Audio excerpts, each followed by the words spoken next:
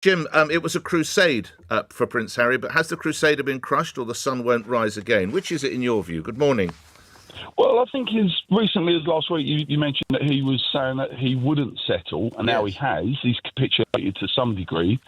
But I think if he really wants to emerge as the victor or the winner of this, and to really raise his, let's be honest, his reputation hasn't done well the last few years. No, I don't think it has, in fairness. I think if he was to say, OK, he doesn't have to disclose the amount, but if he said every single penny that I was given in that settlement, I'd put it into charity, it could go. He was seen, I think, last week with his wife out, trying to comfort victims of these recent fires that they've had over there. Yep. And I think if he was to raise his reputation both at home and in the US, he ought to, or not ought to, it's up to him what he does, but does he really need the money? I guess you've got to ask yourself. Probably not. I think he's left quite well off after his mother, yes, of course. Passed away. So yeah. I think if he was to give it to charity, every single penny, I think, rather than just... Okay, I think that's a really cogent argument. Lastly, if he doesn't do that, if he decides to do with the money whatever he sees fit, buy a house, how does he emerge from this in your book, Jim, lastly? Not as well. I think I would say, he's talked the talk up until now, but he's still capitulated. So I think give the money to charity, whether it's the games that he supports with the Invictus. Oh, that's a good idea. Yeah, or some victims' charities as well, possibly. It's just frustrating to see hear right-wing voices criticise him when things go wrong. But meanwhile, we had an 18-year-old boy who, is dealing with illegal press intrusion throughout all that time. He lost his mum, dealing with all of that. I mean, Can you not bring yourself, in general, to just say something positive about the poor man? I've met him. I think he's a tremendous bloke, yeah. I'm just asking, when he said that his was a crusade and he was the only one still standing as recently as a month ago, why he's decided not to take it further? Because he wanted to change, I want to get it right, he wanted to change the media landscape, okay? Well, he's not. All right, he's forced an admission and a considerable amount of money from news group coffers, I get that. And they have admitted to criminal behaviour or unlawful activity, let's be careful. That is pretty big. Nick, that's pretty big. Sir, yeah. That's not changing the media landscape, is it? Okay, but I'm with you, fine. So he's not achieved that, but no. I'm just trying to understand, why is that the focus? If this were your son or my son, we would all be like, well done, young man. Is it worth it, though? To wreck your relationship with your brother, is it worth it? Depends. I mean, if he felt like the integrity of him, making this point was more important than it's a shame. Let's be honest. But I don't want to. Oh, the whole thing is a tragedy. That the two brothers have fallen out, particularly as they hopefully comforted each other through the loss of their mother. The behaviour by the son, and I say again, I wasn't there at the time, but it's unlawful. It's appalling, and the fact they've had to pay out this money and £1 billion in other settlements is grotesque. So I think it's fair to say, has he actually achieved what he wanted to achieve? Without being seen as critical, it's just a question, Olu. It's a question, but I think your question, I bet you some of the next presenters, their question will be, why did the son get away with this? Why has the son done this? Well, I don't think... let's hope it is. But I don't think they did get away with it. Oh, I see. You're saying some journalists should go to jail, I imagine, is what you're suggesting. Well, for a lot of people, of course, the fact that the boss...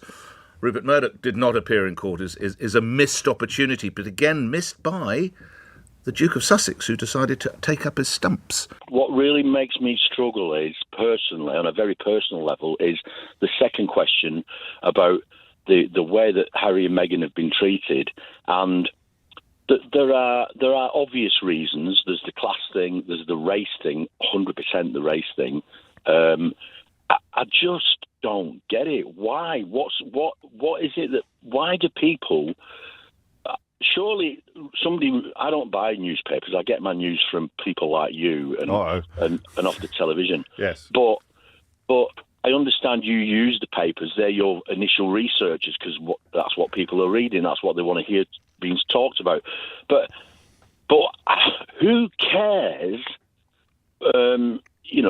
About this stuff. And then the fantastic example was that you gave was that they reported the flowers at the wedding, the bridesmaids' flowers, and the way that was reported, I was like, I understand that we can stamp down on papers and say, right, stick to the facts, but that's not about a factual thing.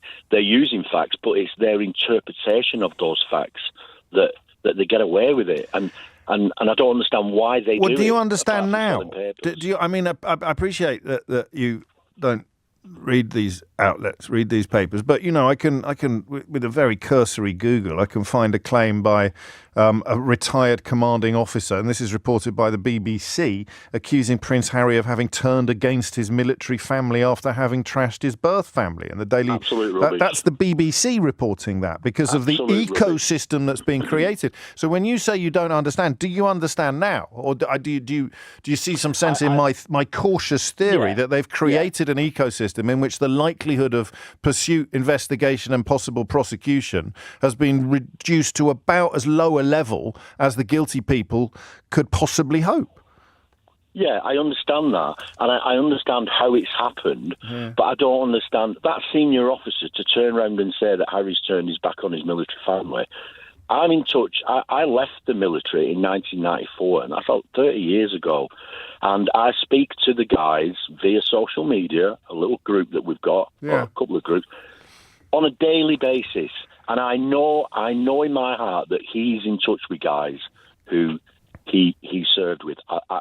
And you see it with the Invictus Games as well. You see his commitment to the cause of personnel, comrades injured in the military. Well, I was delighted when I first came across the news yesterday. Guilty pleasure, flicked Mail Online open, saw the news. No, actually, I think I heard it on your programme, and then I flicked open the Mail Online to see what the commentators were saying. And to a man, all the commentators on the article were slagging off Harry and Meghan and saying he said he wouldn't settle, and now he's settled, and writing off what I heard of as an absolutely fabulous victory against the Murdoch press. And the reason I think it matters, and the reason I would like to see it taken very seriously in this country, not alone by the police, but potentially also by Parliament and Leveson too, is that Murdoch and his ilk demonstrate a complete absence of integrity in the British press.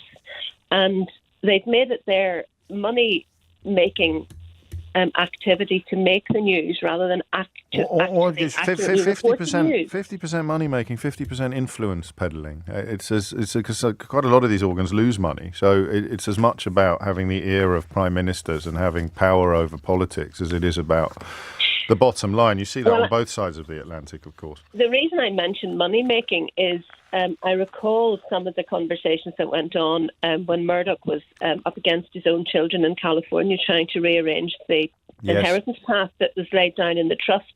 And the reason he expressed that he wanted to ensure that Lachlan would be at the head of news group was to ensure a more right-wing editorial style because it made more money for the group. So it's not...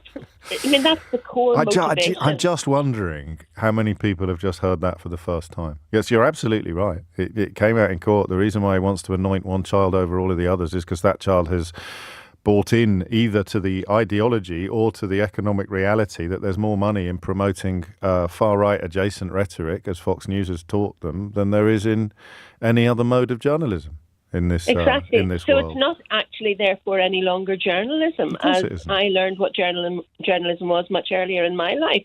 It's a completely different product altogether. And I fear that we're absolutely missing good quality journalism in the UK. And I think we therefore do need the essential civic organs and the organs of state to address that issue, because otherwise so many people, like those people reading the Daily Mail Online yesterday and commenting, are just being turned into consumers of this. And of course, there'll be social media will be full of similar bilge and quite possibly worse. And broadcasters will be joining in as well. Always worth checking which people offering an opinion in the public space have worked for Rupert Murdoch and for how long, and whether or not relations remain warm. But here's a question, Alison. In the context of media does it matter? Because the newspapers are dying. They won't be engaging in this kind of behaviour anymore. I will not be surprised, and Private Eye's very good on this week, if Harry and his wife now get a much easier ride from certainly the Murdoch titles. The case against the Mail, of course, is still outstanding. But going after them for the unlawful activity doesn't matter, because they are not the force they were when they did it. You know, look at Twitter now. Twitter, you can find anything on Twitter. You can find footage on Twitter of people waving at their grandmas, and that being cited as evidence that they do Hitler salutes as well. And Elon Musk is. So do you see what I mean? There are somewhat romantic idea of what the media represents and should be can be simultaneously true and redundant. And also potentially described as death by 1,000 cuts, death of public decency, death of integrity, death of standards, really worth following in a country that does appear to be in a declining state. One caller, Jim, opened the discussion by highlighting Harry's recent decision to settle with the Sun. Jim expressed his thoughts on how this settlement could be a turning point for Harry, both legally and publicly. While Harry has achieved significant victories, including forcing admissions of unlawful practices, these wins are more than just personal triumphs. They represent a broader fight for justice and accountability in the media. Harry could amplify the impact of this settlement by donating the funds to charity. This act of generosity would not only help those in need, but also send a powerful message about his commitment to positive change. By supporting causes like the Invictus Games or victims of injustice, Harry can show that his actions are driven by a genuine desire to make a difference. Harry could further elevate his reputation and demonstrate a clear, selfless motive behind his legal battles. This would not only enhance his public image but also inspire others to stand up for what is right. Others questioned whether Harry has truly achieved his goals. While forcing public accountability is a step forward, skeptics wondered if the settlement marks a loss in his crusade to overhaul unethical journalism.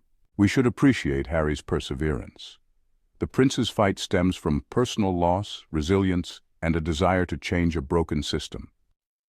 Another caller, Alison, expressed deep frustration with the current state of British journalism, lamenting the noticeable decline of integrity within the press. She felt that the media no longer served the public interest. This echoed broader concerns about how media manipulation shapes public opinion, often distorting facts to fit certain narratives. With Harry and Meghan frequently at the center of biased narratives, illustrating the media's role in shaping public perception through selective reporting. Meanwhile, why has the media been able to get away with unethical reporting for so long? Andrew, a passionate listener, raised an essential point. He noted the systemic issues within the industry, pointing out the race and class biases that fuel the disproportionate criticism of Harry and Meghan. The media world is undergoing a significant transformation, reshaping how we consume and interact with information. The conversation also touched on the evolving nature of media.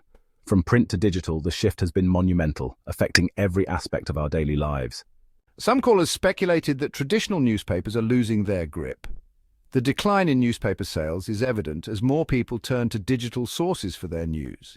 As digital platforms like Twitter take over, providing real-time updates and instant access to trending topics, enabling direct access to information. This immediacy has changed the way we stay informed, making news more accessible than ever before. However, concerns remain about misinformation. The spread of fake news is a significant issue, leading to confusion and mistrust among the public, and the erosion of public decency online. Social media platforms often become breeding grounds for offensive comments and cyberbullying. Despite these challenges, the role of journalists and ethical reporting remains crucial. Harry's efforts have undeniably sparked a vital dialogue about media accountability. His actions have brought attention to the need for responsible journalism. The LBC callers offered a thought-provoking glimpse into public opinion on Prince Harry's legal battle and its broader implications for the media landscape. While opinions differ on whether Harry has achieved his goals, one thing is clear. His courage to challenge unethical practices has left a lasting impact. Thank you for tuning in to Royal Sussex Squad. Let's continue to champion truth and integrity, inspired by the example set by Harry and Meghan. Don't forget to like, subscribe, and share your thoughts in the comments. Together we can keep this vital conversation alive.